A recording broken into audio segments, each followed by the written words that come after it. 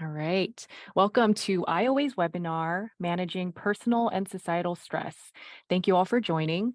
It's great to see everyone here today. We appreciate you taking the time to join us for this workshop.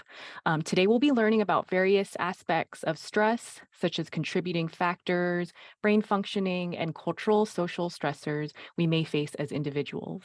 In addition, you'll learn effective stress management techniques. Before we dive into this content, we'll do a few introductions and cover some housekeeping items. To start off, your instructor for today's webinar is David Ezra, licensed marriage and family therapist since 1984. He has provided psychotherapy, consultation, and trainings in many settings. David has also maintained a private practice, served as program director for an adolescent day treatment program, provided organizational consulting, taught in several graduate psychology programs, and worked as clinical director for an intern therapy counseling center. He has also developed a horticulture therapy program at a homeless organization and was a member of an innovative pain management program where he introduced meditation and Qigong as treatment modalities. And we'll also have an additional supporting team. Today, your hosts will be me, Tiffany, and Christine. We are with the IOA Education Department, and we'll be monitoring the Q&A, chat messages, and taking care of logistics on the back end. We are also joined by our supporting panelists, Anne Almendral. Anne is a clinical licensed social worker and a clinical supervisor consultant for the citywide clinical consultation services at IOA. And I'll pass it over now to Anne to share briefly about the clinical collaborative at the Institute on Aging. Thank you, Tiffany and Christine, and welcome, David, and all of you that have taken the time to come and participate. Briefly, the Clinical Collaborative is a joint project between the Institute on Aging and the Department of Disability and Aging Services in San Francisco. We provide individual, group consultations to the case managers who work with the different community-based agencies all over San Francisco. We also provide multidisciplinary team trainings, smaller venues, and then trainings such as this community training. All right, and now we will go ahead and begin the presentation. And here is your instructor, David Ezra. Good morning, everyone. I'm in North Carolina, so it's actually good afternoon for me. I just want to welcome everyone and really thank you for spending your time. I know it's valuable. And part of what I want to say about IOA is I had a brief stint working with IOA and Anne particularly, and it was right at the beginning of the pandemic. It was pretty challenging. Anne was amazing support to me because I didn't know what I was doing. But anyway, I think part of the function of IOA is to create community. And so I want to read a quick poem about community because I like poetry. It's called Small Kindness. I've been thinking about the way when you walk down a crowded aisle, people pull in their legs to let you by, or how strangers still say bless you when someone sneezes, a leftover from the bubonic plague. Don't die, we are saying. And sometimes when you spill lemons from your grocery bag, someone else will help you pick them up. Mostly we don't want to harm each other. We want to be handed our cup of coffee hot and to say thank you to the person handing it. To smile at them and for them to smile back. For the waitress to call us honey when she sets down the bowl of clam chowder, and for the driver in the red pickup truck to let us pass. We have so little of each other now, so far from tribe and fire, only these brief moments of exchange. What if they are the true dwelling of the holy, these fleeting temples we make together when we say, here, have my seat, go ahead, you first, I like your hat. So, poetry, it's beautiful. So I'll go ahead and start this presentation, and I'll try to stop along the way that there's a time for interaction, even though we're on Zoom. So let's get started. So these are our training goals here. We're going to define stress, biologic and social. We're going to talk about the different types of stress. I'm going to offer you some stress management techniques that have been helpful to me and many other people that I've worked with. So there's some exercises, particularly some Qigong practice that we're going to do, and some sitting meditation. And then we'll have a Q&A, questions and answers. It could stimulate a lot. And also you'll be doing an evaluation. So again, one of the other training goals for me is to create community.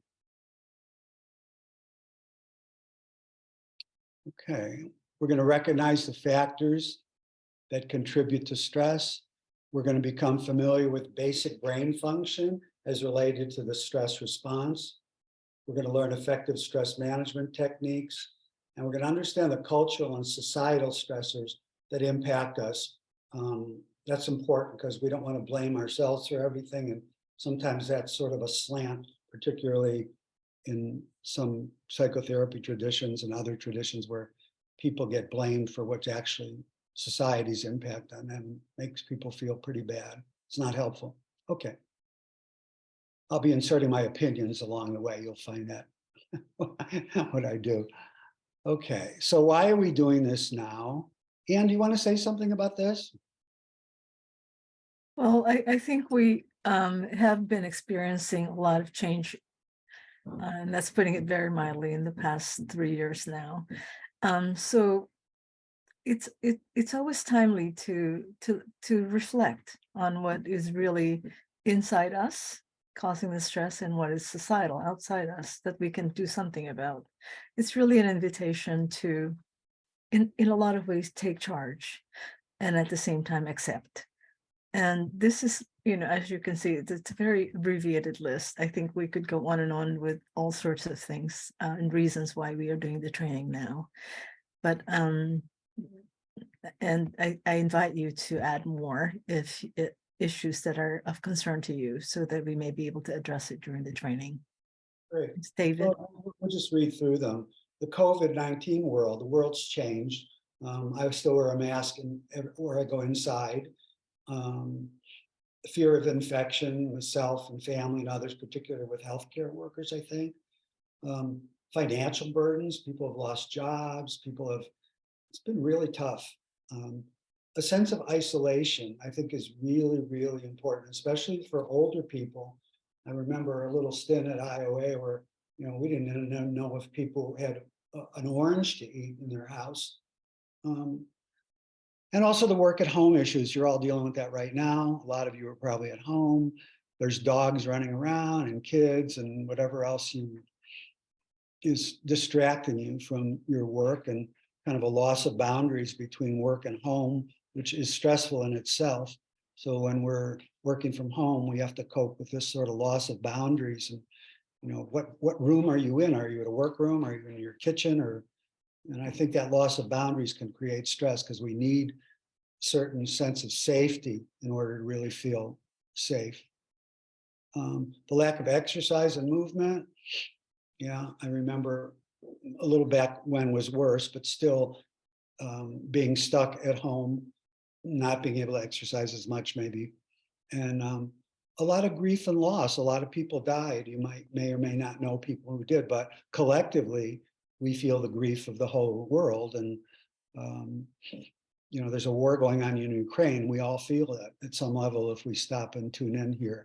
So all the losses associated with it, your loss of identity, maybe if you're working and you're not, the grief of maybe losing someone, the grief of your loss of control is a huge grief process. So we could name a million processes. So just stop for a moment and I'll stop talking. You just maybe list one I haven't, something maybe you lost over this COVID time. We do have a comment. Someone mentioned scams going up, getting billed out of their accounts. So yeah, we're definitely seeing an increase in that as well too. Bills, yeah. And when you found something that you related to, just take a snapshot of that in your mind so that you can remember it. Okay, let's go to the next slide. So what is stress? It's a big word, actually. We use it colloquially, we use it therapeutically. what is it? People say I'm stressed out. What does that really mean? So there's a lot of levels of stress. This is some part of it. It's the fight or flight response. So it's a physiological, biological response that occurs in all mammals. It's a survival mechanism that enables us to react quickly to life-threatening situations. Now, later we'll kind of talk about that. They may or may not really be life-threatening, but we may perceive them as life-threatening. And perception is everything. So we'll get into that later. Also, there's a lot of hormonal changes and physiological responses to that fight or flee or fight or flight response. So I like to talk about stress as the fight or flight response because it becomes more biological.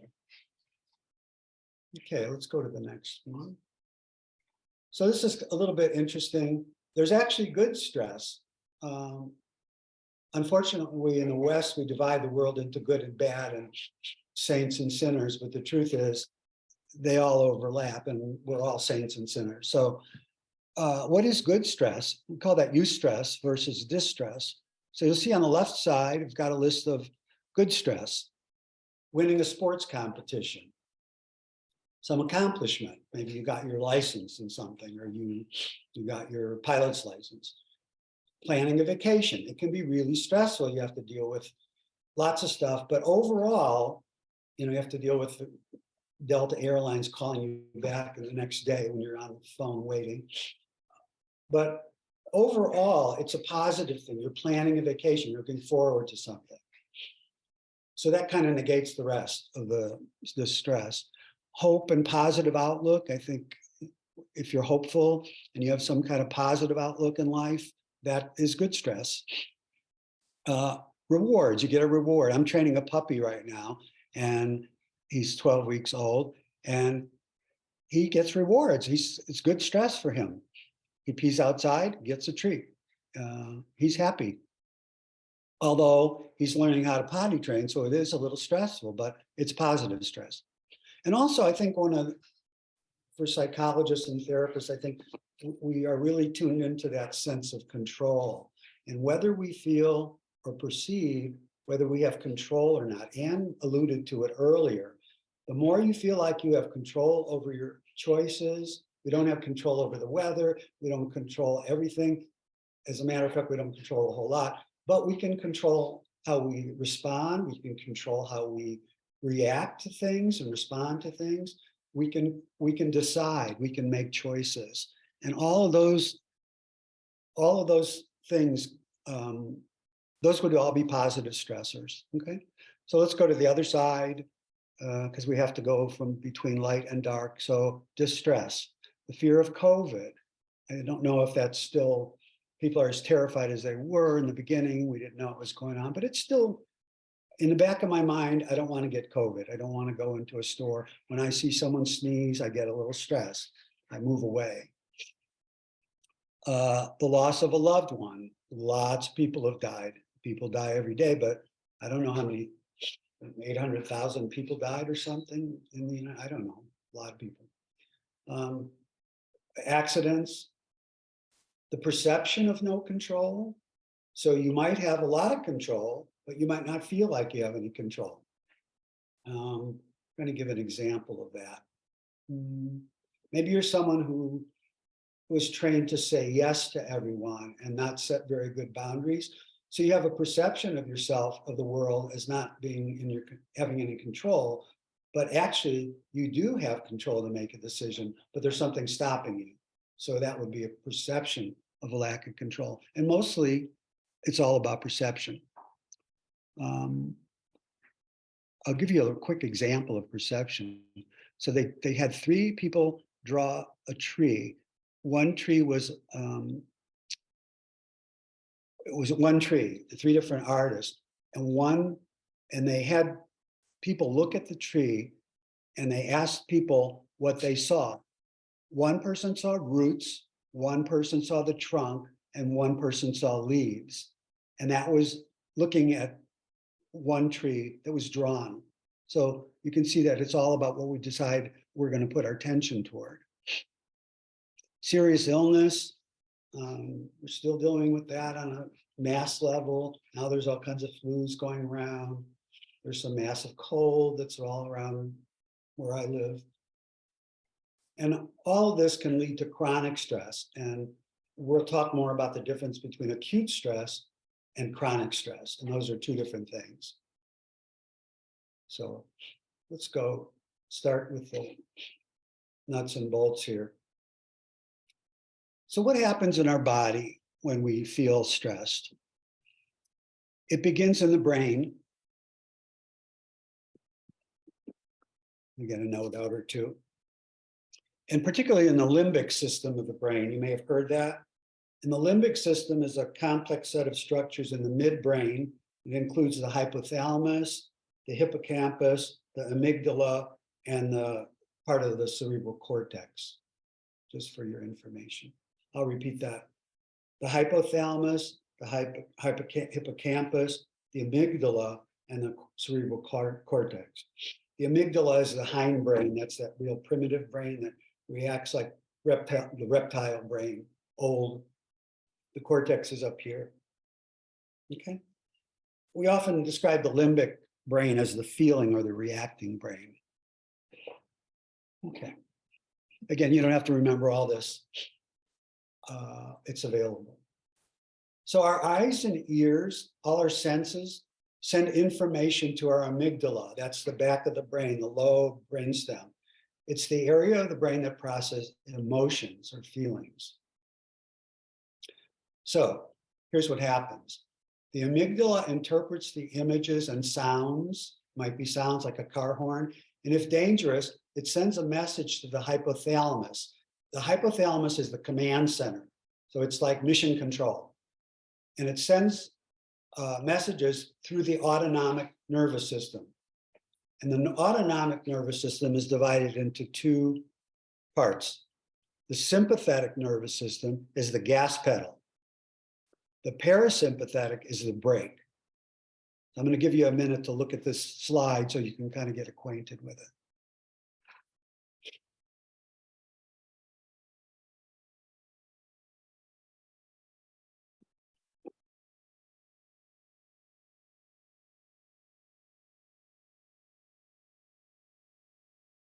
Okay, let's go to the next one. Okay. So the sympathetic nervous system, that's the gas pedal. The sympathetic nervous system responds in short-term stress. So remember I said earlier, there's short-term stress and long-term stress. Short-term stress is really not particularly dangerous because it usually comes and goes. It passes quickly. So what happens is the adrenal glands, and I don't know if you all know where they are, the adrenal glands are little kidney-shaped glands above your kidneys. So it's in the back of alongside your spine where your kidneys are, and there are little glands above that, part of the endocrine system. So the adrenal glands pump adrenaline into the bloodstream, resulting in what we call arousal. Really important word. It could be all kinds of arousal, it could be sexual arousal, but arousal meaning, think about a rattlesnake's tail. That brattle starts rattling. That's arousal. Okay. What happens when the adrenaline starts pouring into the bloodstream from the adrenal glands? You begin to have increased blood pressure. These happen pretty much simultaneously. Blood pressure goes up. The heart rate goes up. You'll notice when you get stressed, you'll start sweating. Your palms will get sweaty. You might feel sweat on the brow, the back of the neck, the forehead. You'll find that you'll start short, rapid breathing, or even holding your breath. And we tend to do that a lot in the US, in the West, hold our breath. We're going to learn breathing techniques later. But if you can take one thing away from this whole talk, it would be learn how to breathe consciously.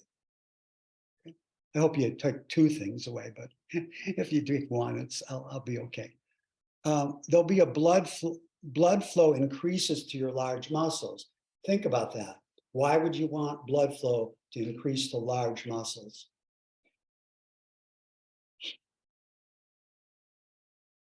And the answer to that question is, because I can't see you all, is that you want to be able to run away, right? So your legs, your large muscles in your legs, your abdomen, everything increases, your muscles in your arms, so that you can escape if you need to, or fight, one of the two. Your muscles want lots of blood if they're going to fight or run.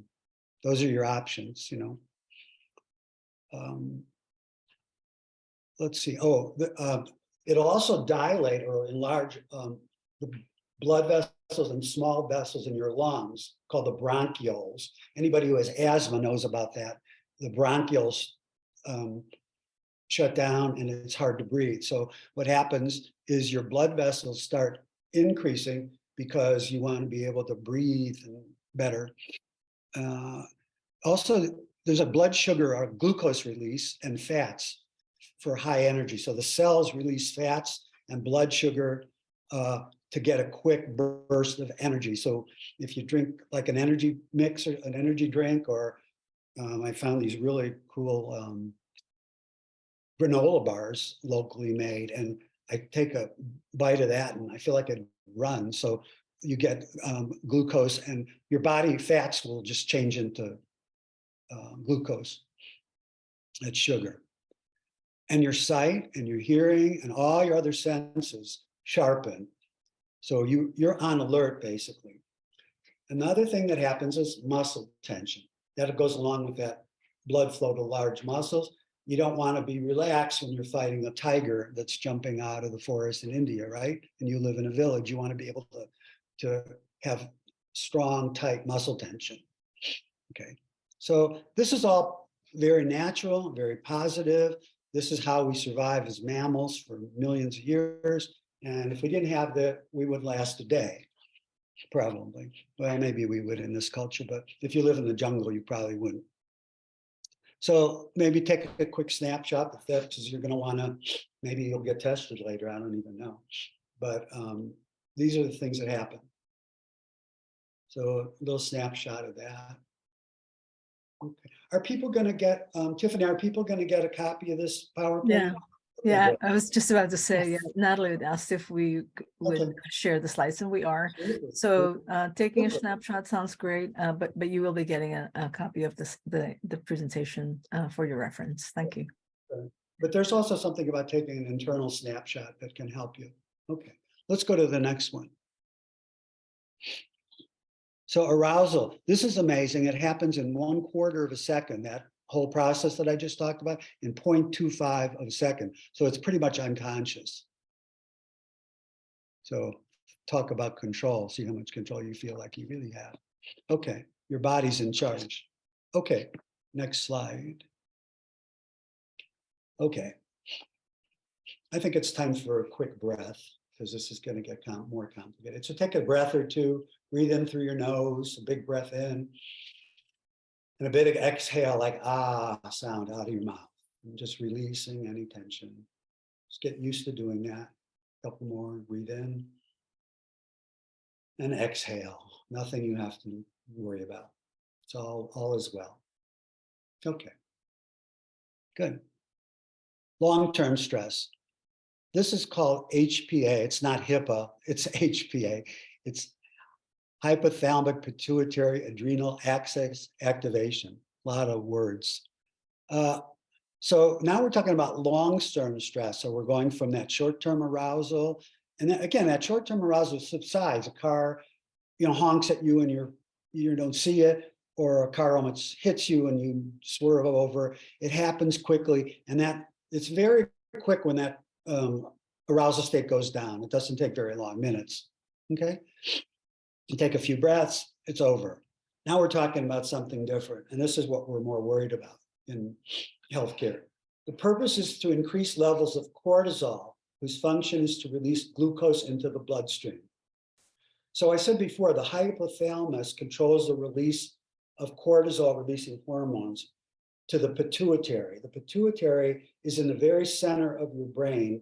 It's between your ears and then central through the top of your head. It's the very center of your head, the pituitary gland. That's called the master endocrine gland. So the pituitary releases this ACTH hormone, and it tells the adrenals to start releasing cortisol. Now, cortisol is different than adrenaline. Cortisol is a stress hormone, and you can actually measure cortisol. The pituitary also releases endorphins. You've heard of those before, that natural morphine to reduce pain. So when you're stressed and you're chronically stressed, the pituitary starts releasing a lot of natural morphines to reduce pain. In one way, that's good because you don't feel pain, but then you can get used to being numb. And we don't want that because then you're not aware, you're not conscious anymore. Does that make sense? Okay. Yeah. So cortisol suppresses the immune system, particularly the digestive, reproductive systems. And I don't know if I have, can we go to the next slide, please? Let's go back. Yeah. So cortisol is an interesting stress hormone. They did some tests of people that were chronically stressed and people who were just not stressed at all. They were actually meditating. And they put little cuts, little nicks on people's arms, little cuts, probably college students, because they're very naive. They do this stuff. And they put little cuts on their arms. And the people that were stressed, it took 3 times as long for the tissue to heal than it did with the people who were stressed. So actually the tissue didn't heal as quickly in people who were stressed and had high levels of cortisol. So basically you're saying that it's harder to heal. Okay, so much about cortisol. You can measure cortisol. Okay, let's go to the next one. I was going to say something about it, but I don't remember. Okay. So here's some of the effects of chronic stress. So you can cause damage to the arteries and blood vessels. You can increase the risk of stroke and heart attack. Part of that is because when the vessels are dilating, they can get weak. The walls of the blood vessels can get very weak, and they form little bubbles called aneurysms. And when those aneurysms pop, if they're like in the carotid arteries or in major arteries, like the femoral artery or the aortic artery around the heart, that when that pops, when that bubble pops, there's no more blood flow to the brain, and that's the cause of stroke. Okay, so just so you know that. So we want to protect our blood vessels, right? Sleep problems, we all know about that. We're up all night, can't sleep, we're tossing and turning because we have financial problems or marital problems, or we just got a call that someone had COVID that we were in contact with, and now we got to go get tested, and you all know. Digestive problems, lots of gas, diarrhea, vomiting. Okay, kind of dis-ease of the digestive system. Okay, a buildup of fat and weight gain. Cortisol increases appetite. So, for those of you who are kind of conscious of your weight, that's a side effect of cortisol. It makes you hungry. You will eat more. The next one, compromises the immune system and healing time for tissue. I already gave you an example of that tissue healing time. The other thing I wanted to say is that someone I'm close to has some chronic fatigue syndrome, and I've learned a lot about that. And what I've learned is that there are certain cells in the body, and they're called they're molecules in the cells. They're called cytokines, and they're increased during stress. And the cytokines actually can prevent the cells from releasing energy in the mitochondria of the cells. So it actually can destroy the energy producing cells in your body. And they think that that has something to do with chronic fatigue syndrome and some of these fibromyalgic illnesses that people suffer from. So that gets pretty complicated, but I just wanted to mention it that that this is really serious stuff. It's not just I'm stressed out. Okay. We also know that stress contributes to depression and anxiety. Anne, you want to say anything about that? Okay. Skin Yeah, problems. I do. Hold on. So just backing up a little bit to the question around how cortisol might affect the diabetic, if you are currently a diabetic. So the idea here is that cortisol is useful for when you're in the middle of a stress reaction, which is normal. But when it's extended, then it ends up where your body is getting mixed messages, basically, or the wrong message about making sure that you constantly have to have sugar. So if you're a diabetic and your insulin production is already impaired, then it definitely worsens it, which is why it's very careful. It's very important, particularly for those who have other coexisting medical conditions, to minimize the stress in their lives. Something good, such as cortisol, which is the alert chemical in our body, basically turns to be your enemy in that you're producing too much sugar, and then your liver, your kidney, your whole system related to glucose regulation is shot. So that's one point. With regard to depression and anxiety, I think it's sometimes this is where the lines get very gray in terms of where we say where's physiological, where's biological, and where's the mind. I think one of the focuses of this training is to basically embrace the power of the mind, because to a great degree, our brain really starts talking to us about why we get depressed and why we get anxious. And I think further on, David will illustrate this connection. Yeah. We can have a whole other training on mental health and mental illness, but I think that's definitely the connection with having chronic stress. Yeah, people start losing sleep and all the other associated negative aspects of stress, like weight gain, sometimes the development of diabetic conditions. Yeah.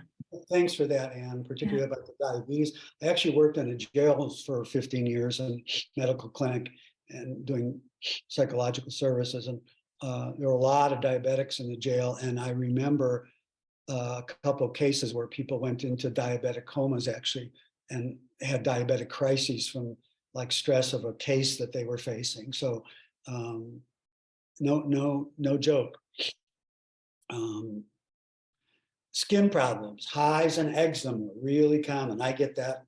I get little scabs on the top of my head when I get really stressed, or the skin starts, hives or eczema, or pretty typical. If that's all you have, that's pretty good. Skin problems are probably the best because they're the most superficial, and the deeper organs that were even more concerned. So if you have a little of that, not to worry too much, as long as it doesn't get driven in deeper. So little plug on skin. Headaches, really common. Your blood vessels dilating. I've worked with a lot of people with migraines, and I know what that's like. It's horrible. And asthma. Yeah. Okay. Yeah. Stress, chronic stress can cause long-term asthma symptoms. Okay. And, people have panic attacks when they get stressed, or anxiety, panic attacks, and it's hard to breathe into a bag. Okay. Let's go to the next one. Okay. The psychological effects of chronic stress. So Anne addressed this a bit. Let's go through them. Sadness or depression. Again, someone can be situationally depressed and not suffer from major depression. So we're talking about stress as it relates to depression and anxiety, not as a separate disorder. Although things flow into each other, like Anne said. So sadness or depression, anxiety, chronic stress, when you get stressed, you are anxious. It's the same physiological process that goes on, right? Your heart rate goes up, your blood pressure goes up, you start thinking negatively. Irritability, mood swings, irritability or anger, especially in men. Men tend to get more anger and irritated when they're stressed just because of socialization. When I worked in the jails, I worked with women and men, but the men always displayed anger first, and they cried later if you got underneath the anger. So irritability or anger, but there's also, if you're stressed and you don't sleep for 4 or 5 nights, you're going to get really irritable. That's what happens when you don't sleep, right? Okay. The inability to relax. Remember that parasympathetic nervous system? We want to bring, that's the brake. We want to be able to put the brakes on. And, I see this so much now because I'm pretty attuned to bodies and minds after 45 years of practice. And that I watch sometimes, lots of people, but particularly young people out in public, and I see their feet moving and their legs tapping, and they've got this sort of restless leg thing. Has anybody ever seen that? Maybe. Okay. But the whole culture's not relaxed. It's not just us individually. I'm going to say something about that after I finish this slide, because I like to go off script because I'm a rebel. Okay. Feeling overwhelmed, just feeling overwhelmed. You've got bills coming in, you just got a new job, maybe you had a baby or a new puppy, you're overwhelmed with too much stimulation. And that actually is a symptom of a brain inflammation. And I would talk more about chronic stress. They think it's a brain inflammation from too much stimulation coming in. And you all can relate to that. I can do that just looking at my emails, and I'm retired. So I can imagine what you're dealing with. I want to say something, and a lack of motivation. That's a real symptom. You don't want to get up in the morning. My neighbor today, really love her, and she said to me, she's working from home. She said, I don't even want to turn my computer on this morning. I go, why not? She said, I just don't feel motivated. And she's going through a lot. So I know that's what's going on for her. So I want to say something about, can we go to the next slide? Let's go back. Okay. So, I think I haven't touched on this yet, but I want to. There's also a kind of a spiritual component to chronic stress. And I want to tell you a quick story. We're in this time, we didn't label it before the chronic stressors. You might have done that on your own. I hope somebody did. But we're in a kind of political, cultural war right now, if you haven't noticed. And I'm not going to get into side taking or anything, but the world is pretty divided and pretty crazy in my estimation. And it's causing a lot of stress in families, between partners. And I think it's really causing a really kind of spiritual rift in people. And I want to just tell you a quick story. There's a tradition called the Upanishads. They were the ancient Hindus in India. And the Upanishads have a story, a mythological story, that in the beginning of time, in the very beginning, like the Big Bang, there was just nothing but oneness. Everyone was at one with nature, with each other. There was no division. And somebody got up at one point and stood up and said, I am. And from that point onward, there was an I and an other. And as soon as you develop that relationship of otherness, that sets a whole stress response up, because now the other becomes the enemy, and you have to protect yourself from that other, or not identify with that other because you don't want to be that other. So maybe you see someone who's got a disability and you want them to be other because you don't want to have a disability. So what I'm suggesting is that I think the stress of the culture, because part of this is about societal stress, is causing us a rift in our spiritual oneness. It's causing us to be broken.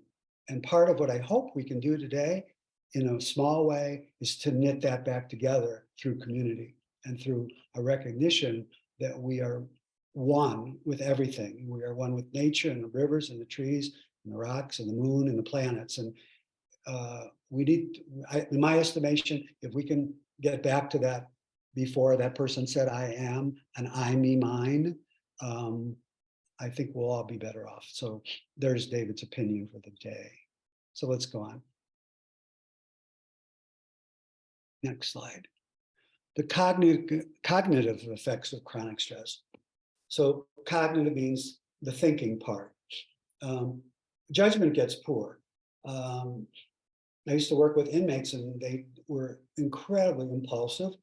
You know, they see a car and look good and they went and stole it. No time lag between I want this and doing something, acting on it. And if you look around in the news, there's a lot of poor judgment going around, a lot of impulsivity. So poor judgment, and that's actually physiological, because what happens is when you're in that stress response and you're getting all that adrenaline poured in, you want to be focused. You want to fight that tiger right in front of you. You're not worried about what's around the village. So it's actually protection. You're defending. So but what happens is your focus gets really narrow and you can't think of any other options other than go hit somebody if you feel angry. Does that make sense to everyone? Yeah, okay. So we want restraint. We don't want acting out. Unless we're with the tiger and we need to fight, right? And sometimes that happens. And sometimes we need to be really aggressive with someone, but mostly not. Inability to concentrate, that racing mind, having a million thoughts come in when you're talking to your, I remember this, I have grown children now, but when they were young, I'd be pretending I'm, playing with them, but I'm thinking about something else. And we all do that, right? Racing thoughts, the mind's just pouring in with thoughts and thoughts. I have to do this and I have to pick up this. I have to go do the laundry. I have to do this training, all those racing thoughts. We call that in meditation mind chatter or monkey mind. Yeah. Constant worrying. I find myself, I'm retired, I have a really nice life, and I worry about the silliest things, my mind just goes to that, I find things to worry about. Okay. My son and my daughter-in-law are coming to visit next week, and it's been really warm here in Asheville and been 60s and 70s. And now I saw the weather's going to get cold and they're coming, and I started worrying about the weather. And I thought to myself, wait a minute, I can't control the weather, but it started coming in. Seeing only the negative, only seeing, you go into a garden and you see the thorns on the rose bush, but you don't see the flower. That's seeing the negative. And when we get stressed, we could go into the negative more so. It tends to lean towards negative thinking, more catastrophic thinking. It leans in that direction, I'm afraid. Okay, next one. Some stress factors. This is really important because we're all individual, we're all different flowers, and different flowers have different biologies. So it's your individual biology, your age, your overall physical health. Your genetics plays a huge role. Cultural and ethnic sanctioned behaviors. Not sure what I want to say about that. Anne, something you want to say about that? Well, I think that just like the way each culture has a different way of being able to express emotions, it's the same for dealing with stress. I think that oftentimes we express our emotions and our stress level depending on what's accepted or socially sanctioned by each of our cultures. Some families or some cultures are so much more expressive with negative emotions. Anger is accepted, embraced, understood, yelling, raising your voice, and some people don't. Some people are culturally just more acceptable to be stoic, and there being a lot of shame in being able to express distress. Genetics that's a big question mark. I mean, I think sometimes it's more what we see as, or, growing up, as opposed to what is inherently in our genetic makeup. I talked about the cultural and ethics action behavior. There are in America, there's a lot. I mean, there's so much diversity that we can really choose any kind of subculture, and experience different sort of stress as a result of it. I think that there's certain groups of people where material success is very important, so that's sort of an added stress. Some people are, as David had mentioned earlier, the I, me, mine mentality is also very stressful because it promotes separateness and leads to loneliness and sometimes depression and a lot of sense of failure. Trauma, now that's a whole other topic as well. Primary, secondary, systemic. Primary meaning it's directly at you. A lot of the anti-Asian hate, a lot of the Jewish hate, African American hate. Yeah, LGBTQ hate. right. Secondary, somebody's telling you about it. Systemic is when we see it over and over within a school, work, and grocery stores, your mortgage companies. Mental disorders, definitely, if people have a propensity for clinical depression, let's say, or have a very debilitating level of panic and anxiety disorders, then it's a little harder to really manage the stress level. And these are factors to consider when we're asking for understanding of people's stress level. Substance abuse is the other one. I think that the opioid crisis is definitely in our faces now, and it's great because it basically is mimicking our bodies trying to be able to create its own morphine to feel better and manage the pain. And environmental toxins. I think when we started putting this presentation together, there were a lot of fires in California. Yeah. Now, there's so many other toxins that are sort of like discovered in other parts of the world as well. And that those are all stressful situations to consider when you're looking at overall evaluation of someone's level of stress. Yeah. And I might say that that environmental toxins are often associated with poorer communities and people of color, so that if you live along a freeway in LA, you might get asthma quicker, right? Yeah. So that's part of racial discrimination. One other thing on mental disorders, Anne mentioned depression and anxiety. I also think people with thought disorders, schizophrenia, they tend to get stressed a little bit more as well. If you're hearing voices and you're not taking your meds, you're going to get more stressed. And also, if you use substances that are stimulants, like cocaine or methamphetamines, you're creating a stress response in your body because you're causing a stimulant response. So that's automatically causing a fight or flight response by just you ingesting that. Okay, let's go to the next. Top stressors. This is an old Holmes chart. It's still applicable. You can look at it. There's like 100 items on it, but these are some of the top ones. Just look through it. You'll all get something. And if you're really interested, look at the Holmes chart online. It's got, I think, 100 items, and you can do a test and test yourself. Random hate is on there.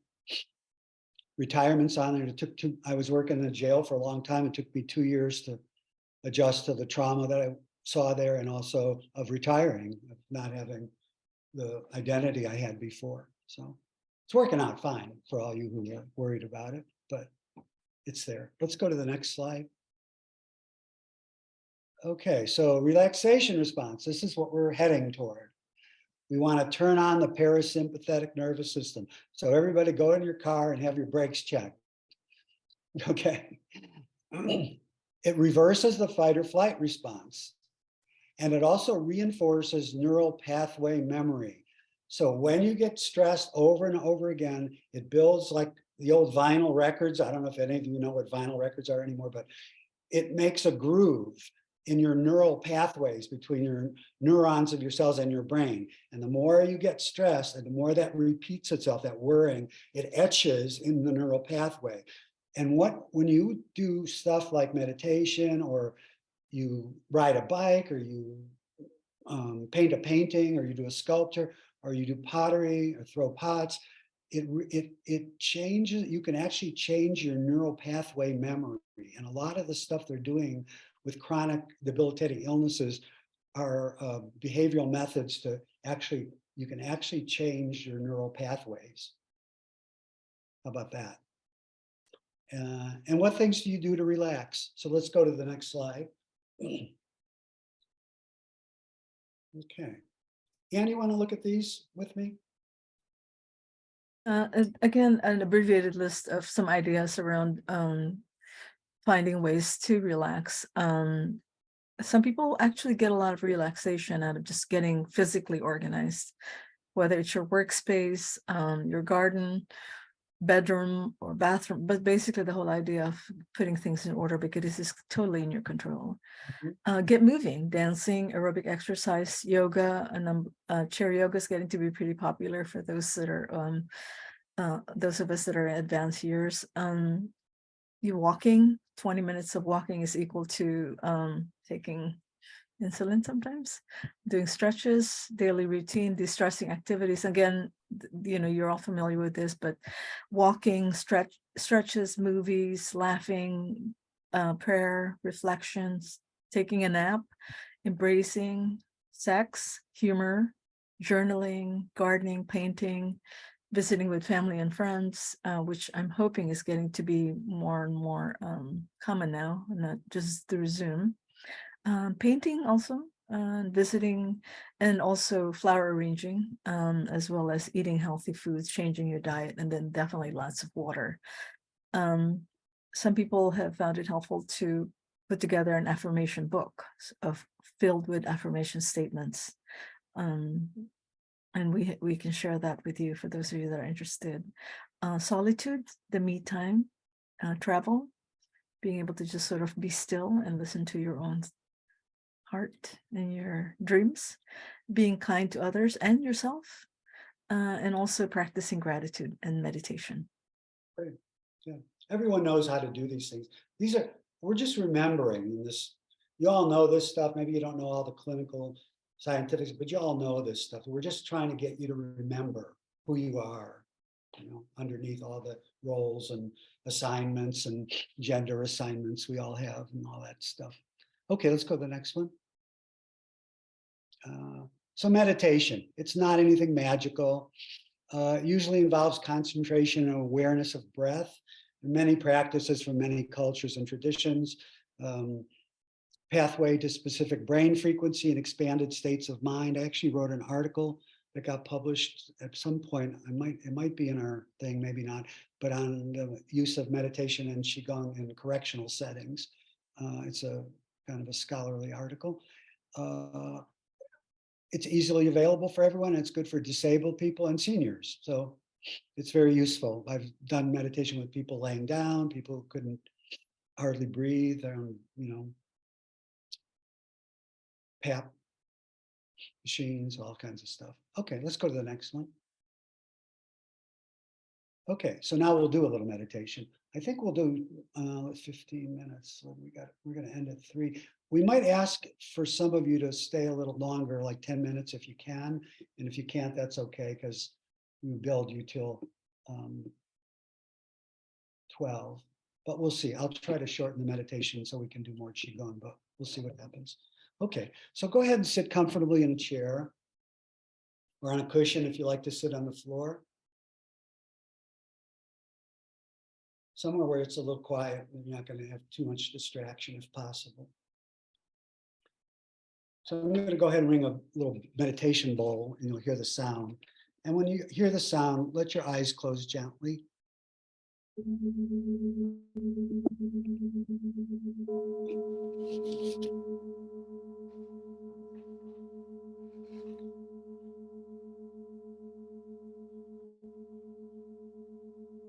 Just listening.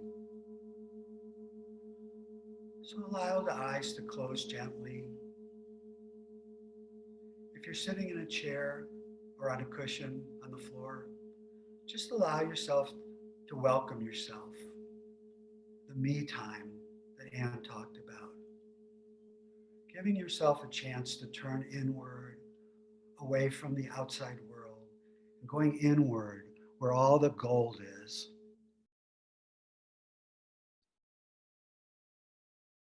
Just begin to notice and just welcome yourself, taking the time out to learn some new things or refresh yourself. You could have made other choices, but you chose to be here in the moment. So let yourself rest and notice yourself sitting. Feel your buttocks on the cushion or on the chair. Notice if the surface under you feels soft or warm, cool. Is it comfortable? Uncomfortable? Do you want to be somewhere else? It's okay. And allow the shoulders to drop like mountain slopes. And try to relax that space between your eyebrows where we carry a lot of tension.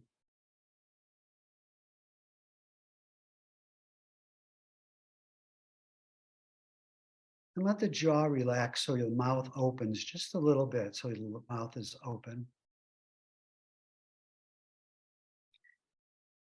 And notice your feet are on the earth. This beautiful Mother Earth under your feet.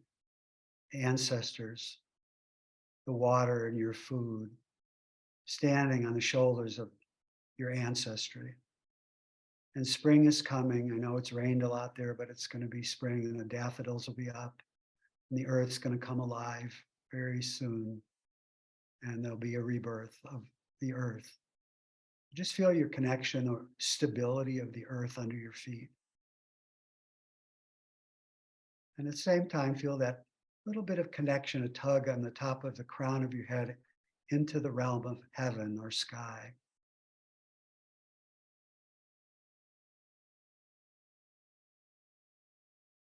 And notice the state of your heart this morning. This happy, sad, angry, anxious, worried, joyful.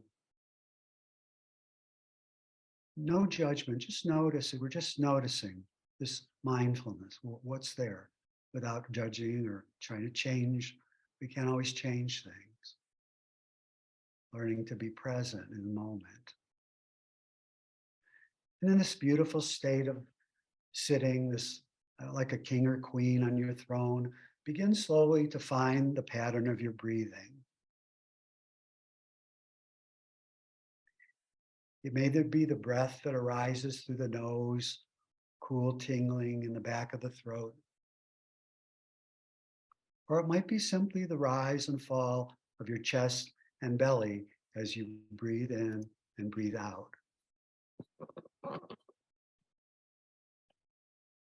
Breathing in, I breathe in. Breathing out, I breathe out. Not trying to make the breath come and go, but succumbing to the breath. Allowing those feminine principles of holding and allowing and yielding. So often we are controlling everything, even our breath.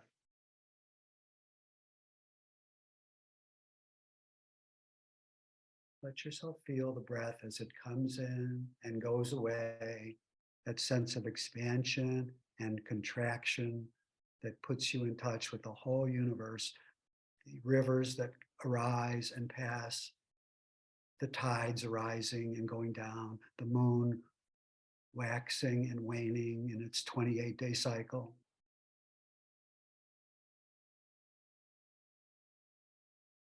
Just stay with your breath. And when you notice your mind starts to wander, which it will, that's what the mind likes to do. It'll start thinking and planning and feeling things or memories or a body ache or pain that might be there or an emotion. Just mark that and say hello to it instead of fighting with it. And just kind of make a bow to it and say, okay, you're here. You might be pleasant or unpleasant or neither, but just I'll let you sit with me for a few minutes. And then go back to your breath for a few more breaths until the next wave of distraction carries you away. And just address it, say hello, and go back to the breath as your center of attention and concentration as much as you can. No judgment. And whatever does arise, treat like waves in the ocean or clouds in a big spacious sky. Those are just things passing through your mind or your body. They're not really you. They're just visitors passing through your mind.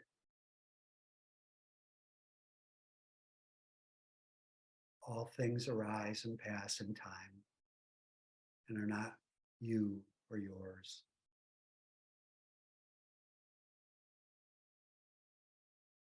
Begin to feel how still you can become.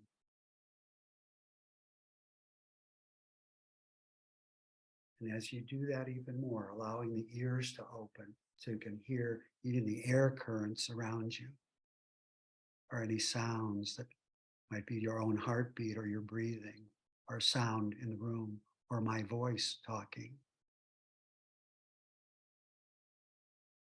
Deeply listening, like your ears are huge and able to take in sound. And just listen to the changes in the sound.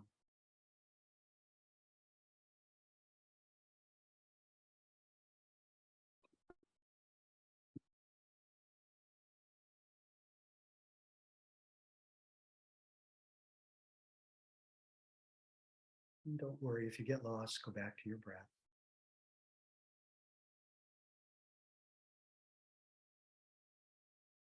There's no right or wrong. We're just observing, like a little bit disinterested observers.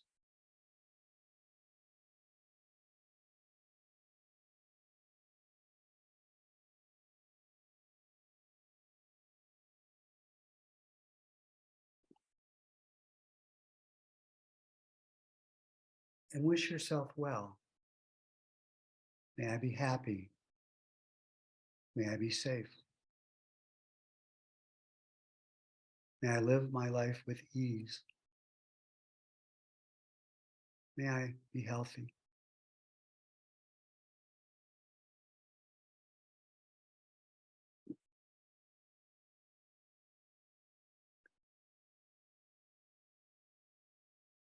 And if you're visual, allow yourself to fill all your cells of your body, your heart, with maybe a heart. So that your body's full of millions of hearts in all your cells. And if you're kinesthetic, maybe a hug, a feel of a hug on your whole body, a comfortable hug, maybe a grandma.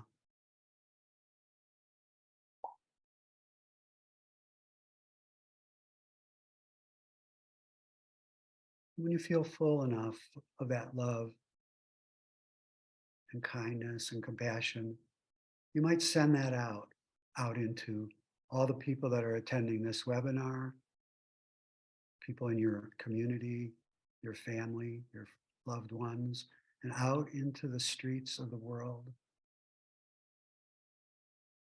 throughout the country, across the oceans, touching all the plants and animals, whales. And send that out as far as you like, into the stars and planets and the moon that's full today, completion moon.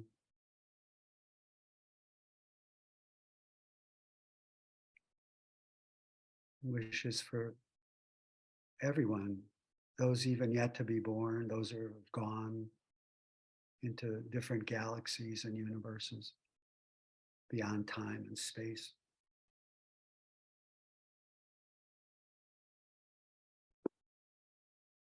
Maybe there'll be a little smile on your face today as you deepen this.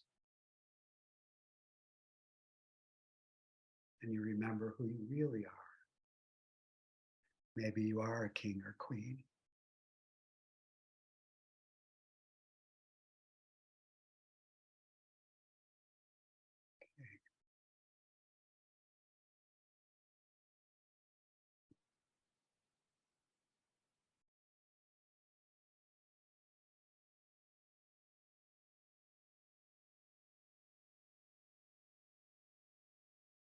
Just this breath, just this moment, just right now.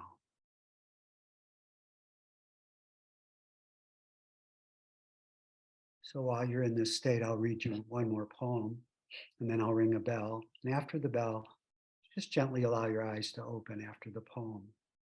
It's called Being a Person by William Stafford. Be a person here. Stand by the river. Invoke the owls. Invoke winter, then spring. Let any season it wants to come here make its own call. After that sound goes away, wait. A slow bubble rises through the earth and begins to include sky, stars, all space, even the outracing, expanding thought. Come back and hear the little sound again. Suddenly, this dream you are having matches everyone's dream, and the result is the world. If a different call came, there wouldn't be any world, or you, or the river, or the owls calling. How you stand here is important. How you listen for the next things to happen. How you breathe.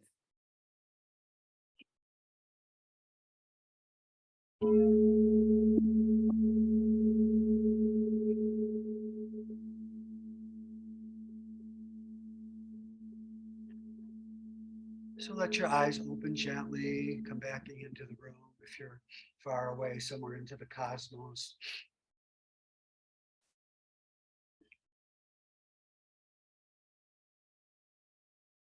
Good. And that this meditation went out all as far as, every time you do that, it goes out. It's not just you. It's like a prayer that's going out. So you're giving as well as receiving. Okay, so let's go to the next slide. Okay, so we probably won't have 30 minutes, but we'll have some time.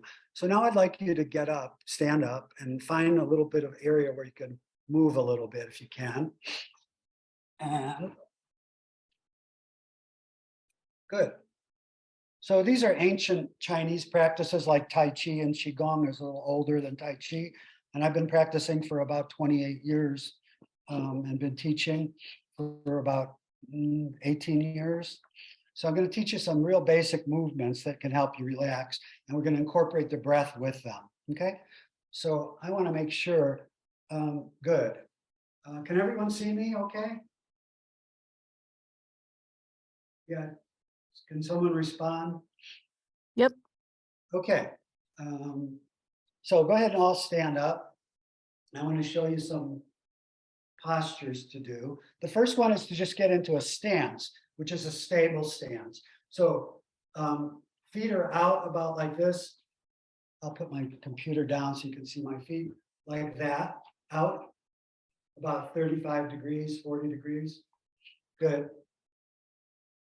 And the arms out at your side like you have a couple eggs under your armpits. You don't want to break them, and raise your shoulders, and you don't want to drop them. Just comfortable. We call these the gates of heaven because it's where you breathe. Okay, good.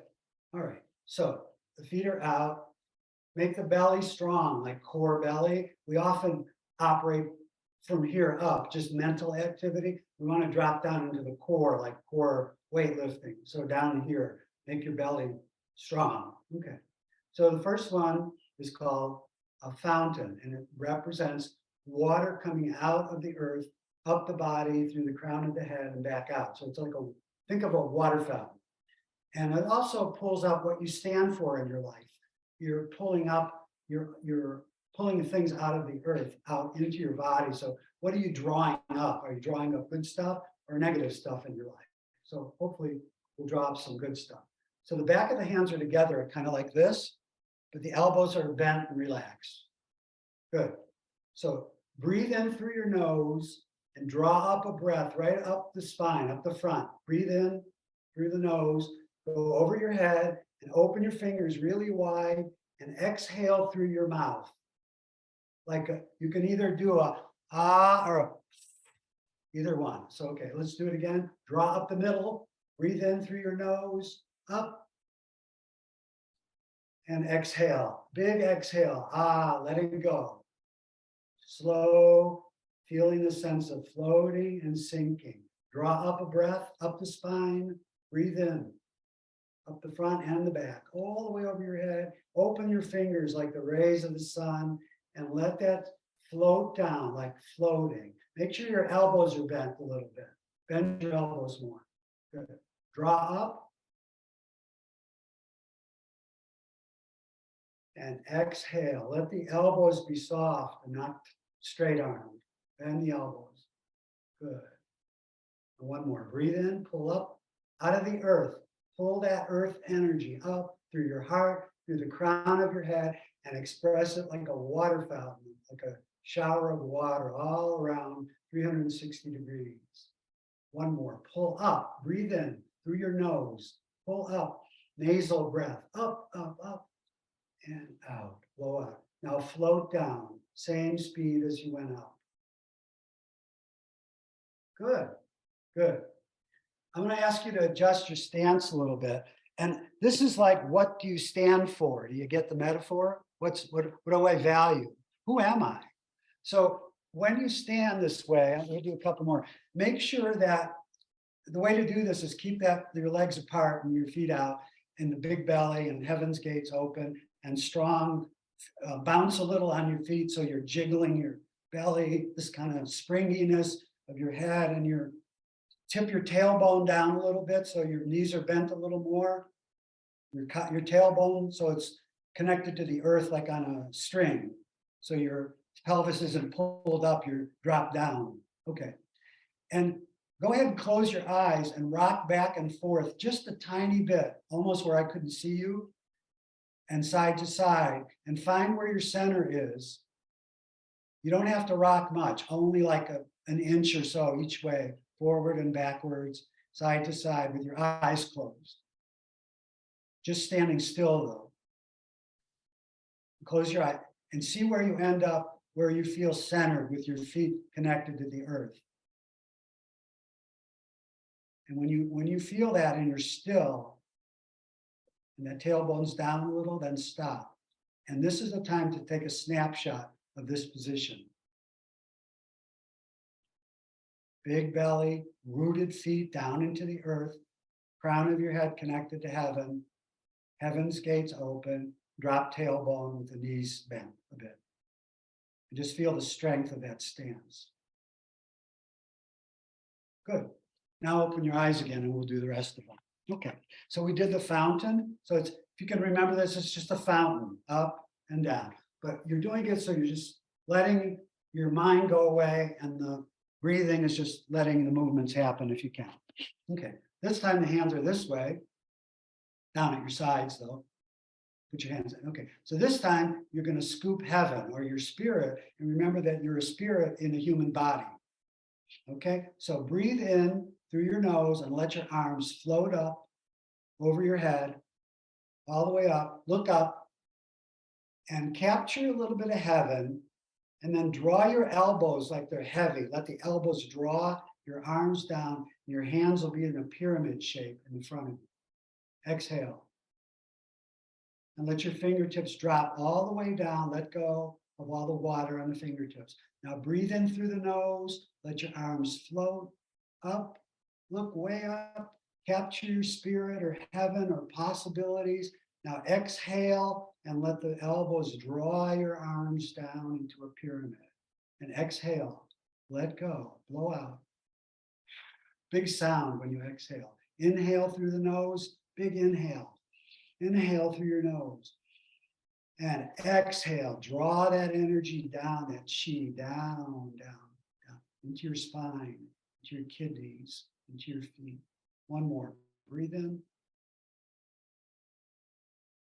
Exhale. Blow out. Blow, blow, blow, blow. Just feel the sense of floating and sinking. Let's do one more. Float. Breathe in through the nose. Float. sink. Just float down like you're just floating. No effort. Feel your palms. Good, good, excellent. We'll do one more. This is called transition, which we're all in all the time. So this time, this Zoom thing is challenging, but okay. So again, the feet are hip distance apart a little bit with your toes like 40 degrees out. And make sure you got that nice strong stance, your tailbones drop down. You can do this, bounce like a spring. Okay, that's what we want. Because when we get stressed, you'll make your back will go up and you'll tighten your lower back, and that's what starts getting stressed. If you bend your knees and tip your tailbone down, pelvis goes forward, you'll be strong, and not even your own negative thoughts will get you. Okay, so this is called transition. So the hands are in front of you like noodles, really loose. Use your middle finger as an imagination point, pulling up energy out of the earth. So pull up, draw up with that middle finger. Hands are kind of bent like this, up over your head, over the head, up into heaven. And then let the elbows again draw your hands down as you breathe out, and the hands come in front of the chest. You're exhaling now. Wait. Now inhale a bit and push your hands out. Not straight arm, bend your elbows. And then reach up as high as you can in front of you into heaven. Your possibilities, unlimited potential. Now breathe in and pull back, breathe in, pull back to your belly button. And then exhale, clearing anything away from you that doesn't serve you anymore. So pull up with that middle finger so the hands are kind of like that, up. Mix that with the heart, and then heaven, and then fall us back to the heart. We want to take action from our hearts as much as we can. The heart is really the organ we want to love, and it's the place of good action. Okay, breathe in. That's kind of weird. Breathe in and exhale. Reach as high as you can into your possibilities. You can even go up on your toes there. Now breathe in through the nose and pull back to your belly button, back down to your humble source, and exhale. Exhale, clearing. Okay, draw up with the middle finger again, float. Really get into it, sink. Let the elbows draw your arms down. See how much little effort you can do. Breathe in, let the chi move you, that energy up. Breathe in, pull back. Exhale, big exhale, let go. One more, breathe in, draw up. Transition, exhale, sink. Breathe in, push. Exhale, big into heaven. Pull back. And exhale. And let go. And just relax a minute. Wow, our timing is good. I think we're going to be good. Everybody okay out there in the world?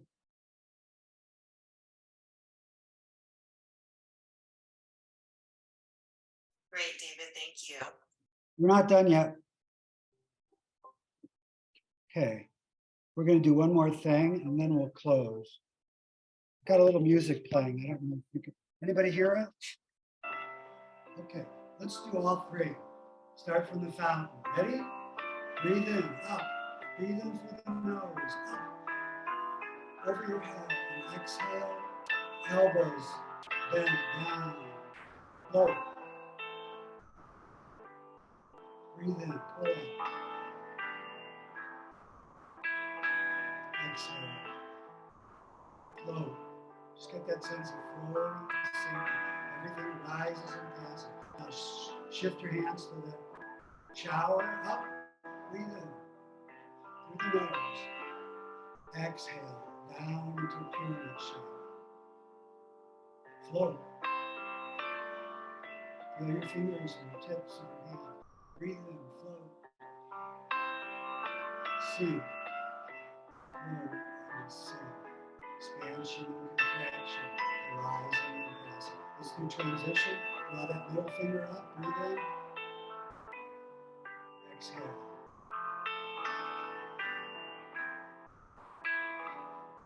Inhale. Exhale, reach for the stars.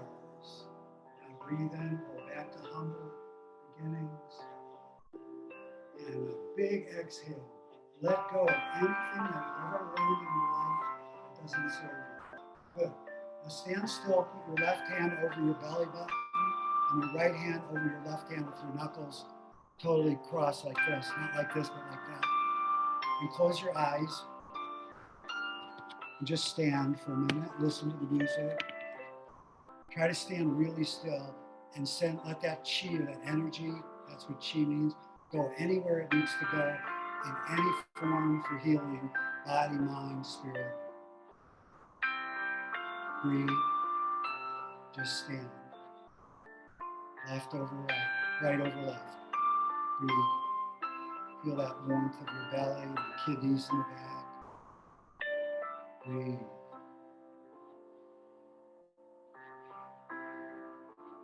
Breathe.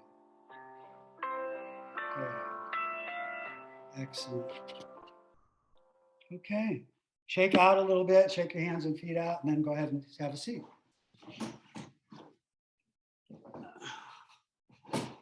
Okay. So, where are we?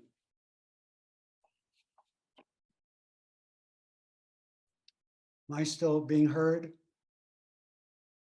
Yes. Oh, okay. David, Okay. very much. It's very nice. Wonderful. Thanks, David. You're welcome. So I guess we have a little bit of time for questions and answers. Mhm. Let's see. My publication's not here, but that'll do. That's a good reference. Really good list. Mhm. Yeah, again, a snapshot. There's quite a few other materials if you're interested in looking more into this sort of way of de-stressing. But so far we're getting really wonderful comments about thank you, that was lovely, awesome, feeling rested. Yes, that was amazing. I feel so relaxed and less stressed. And you will all get copies of the slide deck as I was mentioned, and then if any other questions, there's one question right now. Let me look. No, and just agreeing. Shifted the whole energy of the day. Thank you for that comment, Shamara. Yeah, that was wonderful, David. So any other appreciate your appreciation. Any other questions? David, David, just a couple questions that came up earlier. Someone was wondering who the author of the very first poem you shared was. Yeah. Oh gosh. Everybody wants poetry. That's good. I love it. Yeah. I'm stealing from everywhere too. I teach a Qigong class here in Asheville, and I'm always looking for poems. The first poem I read, let me think here. About kindness, small kindness. Yes. Yeah. Yes. Her name is Danusha, D-A-N-U-S-H-A, Danusha Lamaris, L-A-M-E-R-I-S. If you just type in small kindness poem, it'll come up. Great, thank you, David. There was another question around the name of the discovery as it relates to chronic fatigue and fibromyalgia. The reference for that? I don't have one reference for it, but I'm trying to think. David, Oh. send us to it. We can send it up in our follow-up email that we send out to all the participants. Yeah. If you look up any articles on chronic fatigue and mitochondria or chronic fatigue and neural pathways, anything, a lot of stuff will come up. Yeah. Or chronic fatigue and cytokines, CYTOKINES. KINES. There'll be a whole lot of stuff come up. Yeah. So we also have a question from Francia, how to find Tai Chi instructors in Napa County. I don't know if you can speak to that, or have to look into that. Yeah, my suggestion is you just go on Google and type up Tai Chi Napa, and there'll be lots of them. Okay. And all the yoga studios pretty much have Tai Chi teachers in them now. Yeah, and then to remind people to fill out the evaluation form, which is now posted in chat. I noticed there's something on the bottom says from Cynthia, said, what about physical therapy? Oh, I'm not sure what the question is. physical therapy. Yeah, maybe elaborate on that. Cynthia, what about physical therapy? As a distressor, you mean, or can you clarify? Yeah, that would be helpful. Let's see, are we missing any? And then this question, was there AN teachings? I'm not sure. Again, if you could elaborate on that question. What was the question, Anne? Well, it says from Cynthia, was there AN teachings? So maybe elaborate on that question as well. We have a couple minutes since. Yeah. I dropped the links to the survey, as Anne had mentioned, so please kindly take some time to fill out the survey. And it's also the same form to use to request any certificate of completion for your CE credits. And then those will be processed and sent out in a couple of weeks. We'll also send out a follow-up email with a link to the recording for anyone who may have joined late, and for the PowerPoint slides for those that requested it. And I've also dropped in an email address if you would like to be placed on our education calendar for future offerings. You can also use that same email address for any feedback on our session. And then lastly here, what I'm going to do is drop in a link to our IOA website, which has just recently been updated and has a lot of great information on our services. So I definitely invite everyone to take a look there.